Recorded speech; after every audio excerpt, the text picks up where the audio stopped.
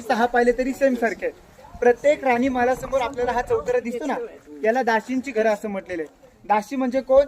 आता आपण नोकर चाकर म्हणतो, त्या काळामध्ये दासदासी म्हणायच्या। राण्यांना काही काम लागलं की दासींना बोलवायच्या, दासी आपलं काम करून आपल्या चौतऱ्यावर येऊन बसायच्या, आणि याला दासी ओटा नोकर चाकर लोकांची घरं असं म्हटलेलं आहे। याच्या समोर हे लाईनीत 3 खड्डे आहेत। माहिती घ्यानंतर बघायला जायचं आपल्याला, 2 जागांवरती चाली आहे, एकावरती चाली नाही। पहिला 22 फूट, दुसरा 20 फूट आणि 15 फूट असे 3 खड्डे आहेत।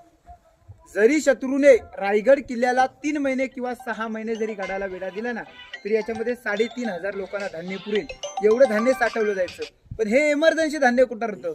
मग स्वराज्याचं धान्य कोठार कुठं आहे? तर पन्हाळ्यावरती। गंगा, यमुना आणि सरस्वती अशी 3 धान्य कोठार आहेत। 52 फुटाचे धान्य कोठार वरतून टाकायचं आणि खालून काढायचं। पण रायगड किल्ल्यावरती इमर्जन्सी धान्य कोठार वरतून टाकायचं, वरती लाकडी शिडीने दुकाने खेचलं जायचं। हे धान्य कोठार महाराजांच्या काळामध्ये होतं। पण महाराजांच्या नंतरला रायगड किल्ल्यावरती कोण आले? तर पेशवे आले। महाराजांच्या नंतरला गडावरती पेशव्यांची सत्ता होती। पेशव्याने याच्यामध्ये कैदी कोठार म्हणून वापर केला होता।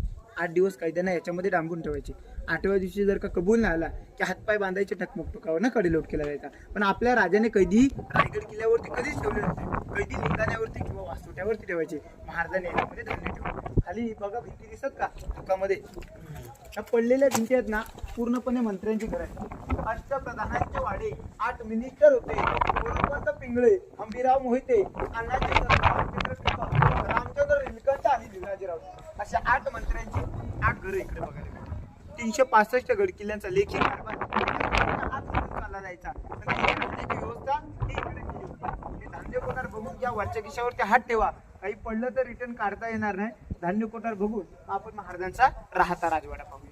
आपण ज्या ठिकाणी उभ्या शिवाजी महाराजांचा राहता राजवाडा आहे। ज्या दरवाज्यात ना आपण आता एंट्री केली, या दरवाजापासून समोर एक दुकानामध्ये आडवी भिंत आहे। त्या भिंतीपर्यंत पूर्णपणे असे 4 चौतरे आहेत। पण हा पहिला चौतरा छत्रपती शिवाजी महाराजांचं बेडरूम। छत्रपती शिवाजी महाराजांचं बेडरूम हे एकावरती एक 2 मजली 32 फुटावरती। छत्रपती शिवाजी महाराजांचा हा राहता राजवाडा पूर्वी 2 मजली पैठणी कापड आणि मशिनच्या उजेडामध्ये कल्पना करा, हा राहता राजवाडा त्यावेळी कसा वाटतो। छत्रपती शिवाजी महाराजांचा जन्म 19 फेब्रुवारी 1630 शिवनेरी किल्ल्यावरती झाला आणि महाराजांचा मृत्यू 3 एप्रिल 1680। महाराजांचा निधन या चौथऱ्यात। आयुष्य किती लाभलं? 30 ते 80, 50 वर्ष। 50 वर्षामध्ये आताचा माणूस काय करतो? 20 वर्ष बालपणामध्ये निघून जातात। उरलेले 30 वर्ष स्वतःच्या मनासारखं घर देखील उभं करू शकत नाही। आपण अनेक राजे पाहिले